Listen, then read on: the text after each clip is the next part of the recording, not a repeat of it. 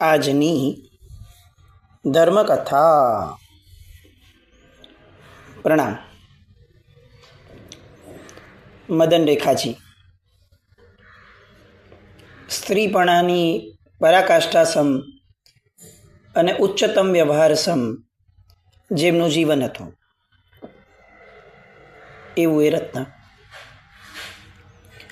ભગવાનનું શાસન આવા અનેક રત્નો આ જગતને આપણા આલંબન માટે આપી ચૂક્યું છે. આપણે એમની વાર્તાઓ એટલા માટે સાંભળીએ છીએ, એટલા માટે વાંચીએ છીએ કે એમનો ભૂતકાળ એ આપણો વર્તમાન કાળ થઈ શકે. અને આપણા જીવનની અંદરમાં પણ આવી પરિસ્થિતિઓ આવે ત્યારે આપણે આવું કંઈક વિચારી શકીએ. બની શકે કે આજે સાંભળ્યું છે તો આજને આજ આપણે એને ઇમ્પ્લિમેન્ટ ન કરી શકીએ, પણ આપણા બેક ઓફ માઇન્ડ એક સંસ્કાર પડે, એક પક્ષપાત ઊભો થાય કે આવું સારું તો ખરેખર આવું કરવા જેવું છે. અને કોઈ પણ કાર્ય શરીરના સ્તર ઉપર ત્યારે જ દ્રઢપણે આવી શકે છે કે જ્યારે મનના સ્તર ઉપરથી ઘૂંટાઈને આવ્યું હોય. એટલે આપણે ત્યાં કથાનું યોગ એને બહુ મહત્વ આપ્યું છે. કેમ તો કે કથાનું યોગ આપણા મનના એક જે પ્રબળ શક્તિ મનની છે એને એક દિશા આપે છે. મન છે એટલે વિચાર તો કરવાનું જ છે. હવે એને આગળ કેવા વિચાર કરાવડાવવા એ નક્કી કરવા માટે આવા દ્રષ્ટાંતો મૂક્યા અને આવા કથાનું યોગો મૂક્યા. મૂળભૂત રીતે આપણે છે ને એક કમ્પોઝ થઈને ક્યારે એવું વિચારતા જ નથી કે જો મન છે અને વિચારવાનું જ છે તો હું ફક્ત એની દિશા બદલાવું. કોઈ માણસના પગ ચાલે જ છે અને ઊંધી દિશામાં જાય છે પણ એ ચાલ્યે જ રાખે છે તો આપણું કામ ફક્ત એટલું છે કે એને ગમે તે ભોગે યુટર્ન કરાવડાવી લેવો. એને ચાલવામાં રસ છે ને દિશામાં રસ નથી. મન એક્ઝેક્ટ આવું છે. એને વિચારવામાં રસ છે, એને નબળું વિચારવામાં રસ નથી. આપણે એવું સ્વીકારી લઈએ છીએ કે એને નબળું વિચારવામાં રસ છે. નહીં, એને વિચારવામાં રસ છે. એને એક એવું મશીન છે કે જેને જેવી ઉર્જા મળી છે એટલે તરત એને એક્ટિવ થવું છે. આ બધા મનોવિજ્ઞાનના કેટલાક આયામો છે કે જેને આપણે બહુ શાંત ચિત્તે સમજવા પ્રયત્ન કરીએ ને તો જીવન બહુ સરળ થઈ જાય છે. પણ આપણને સમહાવ કોમ્પ્લિકેટેડ જીવનની, કોમ્પ્લિકેટેડ મનની બહુ આદત પડી ગઈ છે. મદન રેખાજીએ જ્યારે ઓલો વિદ્યાધર એને ઉંચકીને વિમાનમાં મૂકી દે છે અને એને પોતાની પત્ની બનવા માટે એ પ્રપોઝલ મૂકે છે, એ સમયે આ મનનો વિચાર અને વિદ્યાધરના મનનો વિચાર એ એમણે બહુ સરસ રીતે કર્યો. એક વસ્તુ ખરેખર માનવી પડે કે મદન રેખાજી એ મનોવિજ્ઞાન માટેનું એક શ્રેષ્ઠતમ આલંબન છે. જ્યારે મણિરથે પ્રપોઝલ મૂક્યું હતું એ સમયે પણ એ મનોવિજ્ઞાનને જાણે એ રીતે જવાબ આપ્યો હતો. જ્યારે યુગબાહુ અંતિમ ક્ષણોની અંદરમાં પોતાના ખોળામાં છે એ સમયે પણ યુગબાહુના મનોવિજ્ઞાનને એમણે બહુ સારી રીતે સંભાળી લીધું હતું. જ્યારે નિર્ણય લેવાની ઘડી આવી હતી કે ભાઈ હવે શું કરવું છે, બોલો, શીલની રક્ષા કરવી છે, તમે વિચારો. આપણે ત્યાં અનેક દ્રષ્ટાંતો છે કે જેમાં આવી પરિસ્થિતિમાં જીભ કચડીને મરી ગયા હોય, વીટીમાંનો હીરો ચૂસીને મરી ગયા હોય, આવા ઢગલાબંધ દ્રષ્ટાંતો છે. અને તેમ છતાં મદન રેખાજીએ જ્યારે મણિરથ યુગબાહુને મારીને વયા ગયો છે એ સમયે જંગલમાં ભાગી જવાનો ઓપ્શન સિલેક્ટ કર્યો, એમણે મરી જવાનો ઓપ્શન સિલેક્ટ કર્યો નહીં. કેમ? ટેકનિકલી તો સતીત્વ એ તો ખરેખર એ છે કે પ્રાણના ભોગે પણ શીલની રક્ષા કરું તો પ્રાણનો ભોગ આપી દો, વાત પૂરી. પણ એવું ન સિલેક્ટ કર્યું. કેમ ન કર્યું? તો આપણી કલ્પના છે, આપણે આમાં કોઈ ઓથેન્ટિક ઓલામાં નથી જતા, પણ આપણી કલ્પના છે કે આવી સરસ રીતે મનોવિજ્ઞાનને જાણનારી વ્યક્તિ એની મનોદશા એ સમયે બહુ સ્પષ્ટ હોય કે અત્યારે કદાચ પ્રાણનો ભોગ અપાય તો મારા એકલાનો ભોગ નથી લેવાતો, મારા ગર્ભમાં રહેલા બાળકનો પણ ભોગ અપાય છે. એટલે મારા ભાગ્યમાં કદાચ આ શીલનો ભંગ હોય ને હું મારા ભાગ્યને ટૂંકાવી દઉં અને મરી જાઉં, એ એક વિકલ્પ છે. એવી રીતે બીજો એક વિકલ્પ છે કે હું આવનાર બાળકના ભાગ્ય ઉપર ભરોસો રાખી અને મારા પ્રાણના ભોગને લેતા હું અટકાવી અને વચલે રસ્તે સમાધાનના રસ્તે નીકળી જાઓ કે કોઈ પણ ભોગે હું મણિરથના હાથમાં ન આવું કે જેથી મારો શીલભંગ ન થાય, અને કોઈ પણ ભોગે હું મૃત્યુને પણ ન ભરું કે જેના કારણે મારા પ્રાણનો ભોગ લેવાય. વચલો રસ્તો શું? તો કે અહીંયાથી ભાગી જાઓ. પેટમાં રહેલ બાળક એનો પણ વિચાર એ સમયે એમણે કર્યો. આ એમના મનોવિજ્ઞાનનો, નિર્ણય શક્તિનો જ્વલંત ઉદાહરણ કહી શકાય એવો ભાગ ગણી શકાય. એમના એક પછી એક પર્યાયો એ આપણને એમની આંતરિક વૈભવની સ્થિતિને બહુ સરસ રીતે વર્ણવે છે. અને સ્ત્રી એ જ છે કે જેનો વૈભવ આંતરિક રીતે બહુ સમૃદ્ધ હોય. અત્યારે સ્ત્રી બ્યુટી પાર્લરમાં કે આ બધામાં જઈ અને જેટલો બાહ્ય વૈભવ કે બાહ્ય રૂપ વધારવા પ્રયત્ન કરે છે એ બહુ ક્ષુલ્લક પ્રયાસ છે એવું એને સમજાવવું જોઈએ. બની શકે કે એનું આકર્ષણ હોય, કેમ ન હોય? અનાદિકાળથી આ જ વૃત્તિને પોષી છે એટલે એનું આકર્ષણ હોય. એને આપણે એકદમથી રિજેક્ટ ન કરી શકીએ કે આ ન જોવું જોઈએ.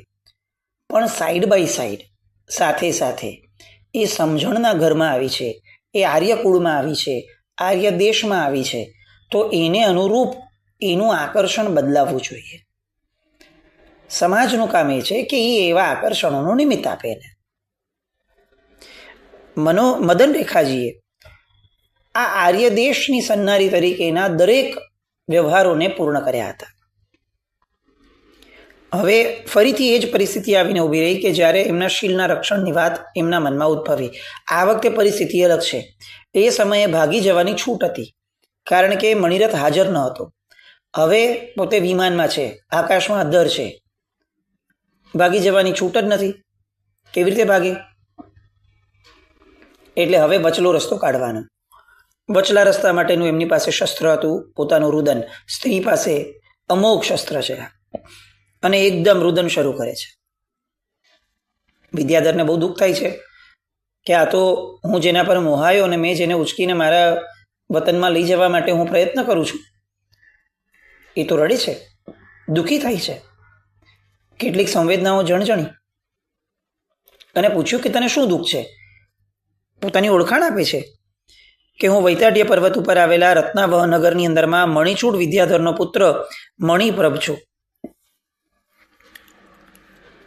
તું રડ નહીં, તું જે જગ્યાએ જઈ રહી છે એ શ્રેષ્ઠતમ જગ્યા છે. મારા પિતાજીએ વૈરાગ્ય થવાથી મને રાજ્ય સોંપ્યું અને ચારણ મુનિ પાસે આવીને સંયમ ગ્રહણ કર્યું. હવે એ મારા પિતા યતિ એ વિહાર કરતાં કરતાં અહીંયા આવી અને ગઈકાલે નંદીશ્વર દ્વીપના દેવોને દર્શન કરવા ગયા છે. તો મને પણ એવું મન થયું હતું કે હું એમની પાછળ એમને વંદન કરવા નંદીશ્વર દ્વીપ જાઉં. એની માટે હું નીકળ્યો હતો. ત્યાં તું મને પ્રાપ્ત થઈ અને મારું મન તારી પર મોહાયું છે. તું હવે એક કામ કર, તું મારી સર્વ વિદ્યાધરીઓની સ્વામિની થા અને મારી સાથે જીવન તારું વિતાવ. શું થાય? સામે આકર્ષણ ઊભું થાય,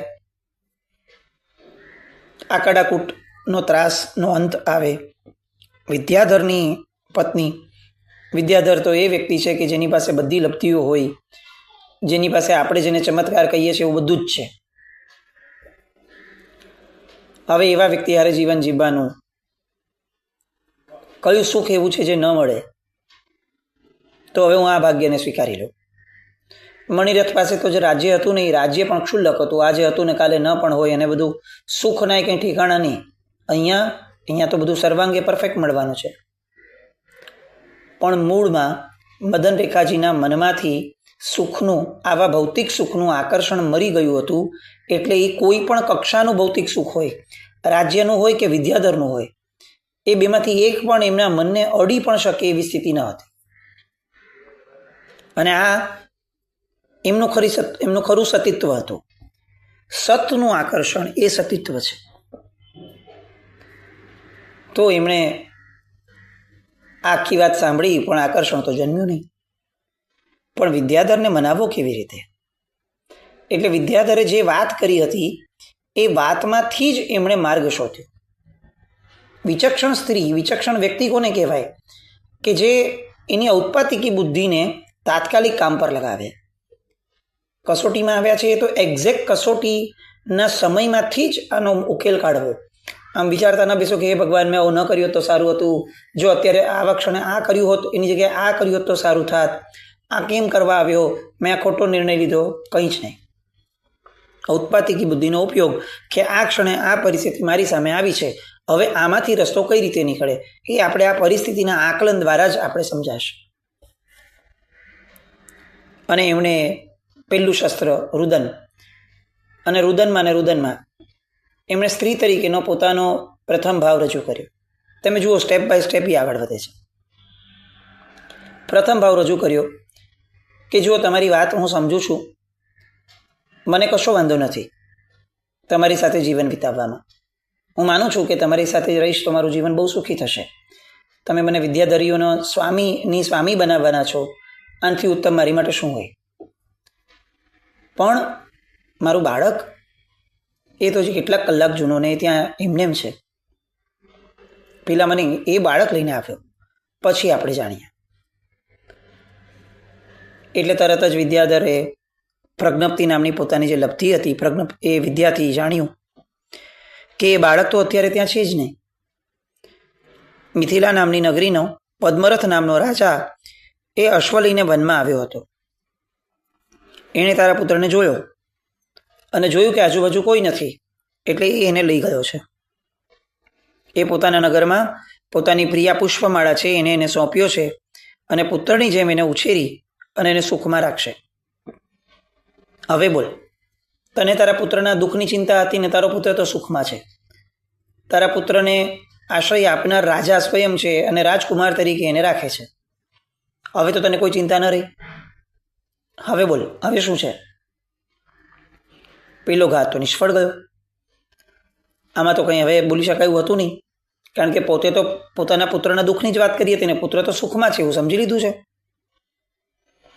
એટલે મદન રેખા મનમાં વિચારે છે કે ખરેખર મારા કર્મનો પ્રબળો થઈ છે કે જેના કારણે આ દુઃખ ઉપર દુઃખ મને મળે છે.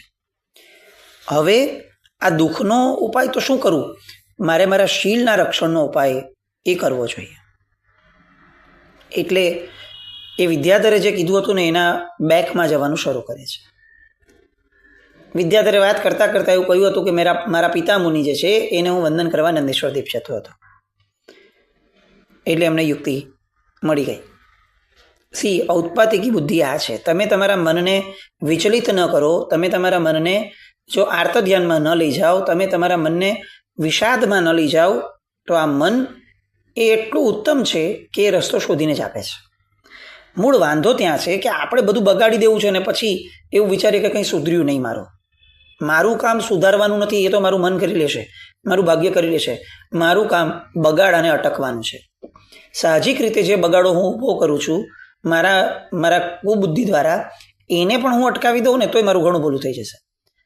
આપણે આપણા જીવનનું આકલન કરીએ ને તો આપણને ખરેખર એવું થાય કે આપણા જીવનમાં આપણે આપણું સારું કર્યું કેટલું અને આપણે આપણું બગાડ્યું કેટલું, એ બે વિચારશું ને તો ખબર પડશે કે ખાલી બગડતું અટકાવ્યું પણ હોત ને તોય ઘણું સારું થઈ ગયું હોત.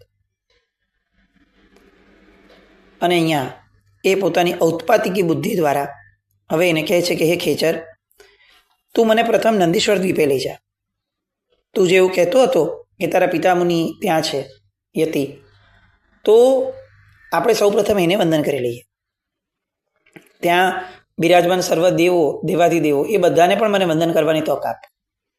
પછી તું જે કહીશ એ પ્રમાણે આપણે કરશું. પકડ ઢીલી પાડી. સંઘર્ષની સામે સંઘર્ષ ન હોય. જ્યારે સામો વ્યક્તિ સંઘર્ષની પરાકાષ્ઠાએ છે એ સમયે સંઘર્ષનો વિરોધ ન હોય, સંઘર્ષનો સ્વીકાર પણ ન હોય, સંઘર્ષને ટાળવાનો હોય. તમે મને તમારી થવા કહો છો, હું કોઈ દિવસ નહીં થાવ, મરી જઈશ તો પણ નહીં થાવ, આ એવા સમયે ન ચાલે. એવા સમયે શું થાય? ચાલો ભલે તમે કહો છો તો હું તમારે થઈ જાઓ, એ પણ નહીં. વચલો રસ્તો સમયને ટાળો. કેટલોક સમય જશે, એ સમયને આધારે ભગવાન કંઈક રસ્તો કાઢશે.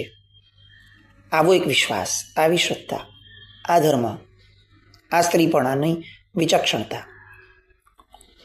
અને અહીંયાથી પેલો વિદ્યાધર રાજી થયો કે ચલો એ મને એમ તો કે જ છે ને કે એની પછી હું મારી થઈ જઈશ, હવે ક્યાં જવાની છે, નંદીશ્વરદીપથી કંઈ ઉડી મારીને તો જવાની નથી ક્યાંય, તો ભલે એ નંદીશ્વરદીપ આવી જતી મારી હારે, પછીથી તો એ મારી રાણી થઈને રહેવાની જ છે. અને આ દાવ સફળ થયો. નંદીશ્વરદીપ લઈ જવા માટે એ તૈયાર થયો. હવે એ નંદીશ્વરદીપ જાય અને ત્યાં શું થાય એ વિચારણા કરતા પૂર્વે દેવો જે દિવસોની અંદરમાં નંદીશ્વરદીપ જઈ અને ઉત્સવ કરે છે એવા દિવસો હવે આવવાના, શાશ્વતી હોળીના. એ શાશ્વતી હોળીના 9 દિવસ એની આરાધના માટેનો વિરામ આપણે જે દર વખતે લેતા હોય છે એ રીતે આપણે લઈશું. એટલે હવે નવપતજીની હોળી પૂરી થયા બાદ આપણે આ કથાનકને આગળ લેવું પડશે, વિરામ થોડો લેવો પડે. પણ કદાચ એવું બની શકે કે આ વિરામ આપણને ઘણો બધો માનસિક આરામ આપે એવા તત્વો સહિતનો હોય, આપણે જે સાંભળ્યું છે એને વાગોળવા માટેનો પ્રયત્ન હોય. અને બીજું, જે ઉત્તમ દિવસો આવી રહ્યા છે એ ઉત્તમ દિવસોને પહોંચવા માટેના પણ એ સમય આપણને પ્રાપ્ત થાય. એક એક પદ એવું કે જે પદને આરાધતા આરાધતા અસંખ્ય આત્માઓ મુક્તિને પામ્યા છે. મોક્ષ નામનો શબ્દ છે ને આપણે સાંભળ્યો ઘણી વાર છે, એના ઊંડાણમાં જઈએ ને તો આપણને આમ ભાન પડે કે અત્યારે એક નાનકડા વિચારમાંથી મુક્તિ પામવીને એ આપણી માટે દુષ્કર છે. તો લોકોએ સંસાર સાગરથી મુક્તિ કઈ રીતે પામી હશે, તો એ પુરુષાર્થ કેવો પ્રબળ હશે. એવો પુરુષાર્થ જેમના આધારે થયો છે એ તત્વોનું કૃપાબળ કેવું પ્રબળ હશે. તો આ 9 પદ જે છે એ એવા પદો છે કે જેણે આજ સુધીમાં અનંત આત્માઓને તાર્યા છે. અલબત્ત એમ કહી શકાય કે આ જગતની અંદરમાં જે પણ તર્યા છે એ આ 9 પદ સિવાય ક્યારે તર્યા જ નથી. આ જગતમાં જેટલું શુભ છે એ બધું જ એ 9 પદને આધીન છે. 9 પદથી બહારનું એક પણ શુભ તત્વ આ જગતમાં છે જ નહીં. પંચપરમિષ્ઠી આવી ગયા, સમ્યક દર્શન આવી ગયું, સમ્યક જ્ઞાન આવી ગયું, સમ્યક ચારિત્ર આવી ગયું, સમ્યક તપ આવી ગયું. એટલે શું? તો કે મારા મનની અંદરમાં અનંત જ્ઞાનના આધાર ઉપર જે મનના વિચારો, જે મનની શુભતા પ્રગટે છે એ મારા અનંત જ્ઞાનનો જ ભાગ છે. તો એ મારું જ્ઞાન છે. મારા જીવનમાં જે પણ શુભ કરણી થાય છે, અરે એક વ્યક્તિ સાથે એક સારો વ્યવહાર પણ કરું છું તો એ પણ મારું શુભ ચારિત્ર છે. કેમ? કારણ કે ચારિત્ર એ આચાર સાથે સંલગ્ન છે. તો જેટલા પણ શ્રેષ્ઠતમ આચારો છે એ ક્રમબદ્ધ રીતે પણ એ બધા અંતે મૂળ તો ચારિત્ર ધર્મ સાથે સંકળાયેલા છે. તો હું જે પણ સારું કરું છું, હું જીવદયા કરું છું, હું અનુકંપા કરું છું, હું કોઈને સારા 2 શબ્દો આપું છું, કોઈના દુઃખમાં એની બાજુમાં ઊભો રહું છું, આ બધું મારું શુભ ચારિત્ર છે. હું જે પણ માનસિક વિચારણા અથવા કાયિક આચરણા કરું છું તપ દ્વારા મારા કર્મને બાળવા માટેની, આ બધું સમ્યક તપ છે. હું સંકલ્પ કરીને ખાલી એક જગ્યાએ બેઠો બી રહું છું ને તો એ મારું તપ છે. અને હું સંકલ્પ કરીને આજે જમવામાં થોડોક ઊણો રહું છું, આજે ઓછું વાપરું, બહુ ભરપેટ વાપરું ને તો ઊંઘ આવી જાય છે, પ્રમાદ થાય છે, એ આશયથી હું ઓછું વાપરું તો એ ઊણોદરી એ પણ મારું સમ્યક તપ છે. જીવનની નાનામાં નાની આરાધના એ આ 9 પદની અંદરમાં તમે ઇવેલ્યુએટ કરી શકશો. કેમ? કારણ કે 9 પદની બહાર આ જગતની અંદરમાં એક પણ શુભતા નથી. તો જે શુભતાનું શ્રેષ્ઠતમ આલંબન છે એવા તત્વોની આરાધનાના દિવસો હવે આવે છે. અનંત કાળથી આ બધી શાશ્વતી અઠ્ઠાઈઓ છે. અનંત કાળથી આ 9 દિવસોને લોકોએ પૂજ્યા છે અને આવતા અનંત કાળ સુધી કોઈને કોઈ ક્ષેત્રોની અંદરમાં આ 9 દિવસો પૂજાતા જ રહેવાના છે. તમે વિચારો, અનંત આત્માઓએ જે દિવસોને સેવ્યા છે એ જ દિવસો આપણને સેવા મળવાના. તે પદોને આરાધવા, તે પદોને જાણવા, એને જાણવા માટે એમના મોપાધ્યાયજી મહારાજ સાહેબે રચેલા દુહા, એમને લખેલા ભેદો, એ બધાને વાંચવાનો દર વખતે આ પ્રેરણા લઈએ જ છીએ કે એમાં ઊંડાણમાં ઉતરીએ. જીવનના 500 પ્રશ્નો હશે ને તો 501 ઉત્તર આપણને આ 9 પદજીના ભેદોમાંથી મળશે. એક પણ પ્રશ્ન ઊભો નહીં રહે. એ પ્રકારના બધા જ ઉત્તરો આ ભેદોની અંદરમાં આવી જશે.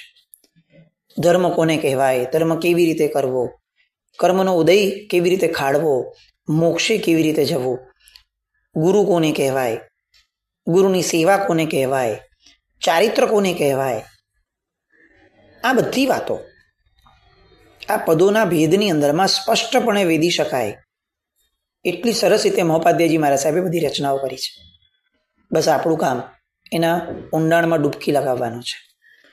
તો એ ડૂબકી લગાવવા માટેનો સમય આપણને મળે તે પદોની આરાધના કૌશગ આદિ ક્રિયાઓ દ્વારા, ચિંતન મનન આદિ અભ્યંતર તપ દ્વારા, પ્રવચન શ્રવણ, એના ઉપર ચિંતન મનન, એની અનુપ્રેક્ષા, એમાંથી કંઈ ન સમજાય તો મહાત્માને, પુસ્તકને, સિદ્ધચક્ર ભગવાનને પૃચ્છના કરવી, પ્રશ્નો કરવા કે પ્રભુ મારા આટલા પ્રશ્નો છે. કોઈક પ્રત્યક્ષ જવાબ આપશે ને તો કોઈક પરોક્ષ આપશે, કોઈક હમણાં જ આપશે ને તો કોઈક પછી આપશે, પણ જવાબ મળી શકે એવા તત્વો પાસે પૃચ્છનાઓ કરવી.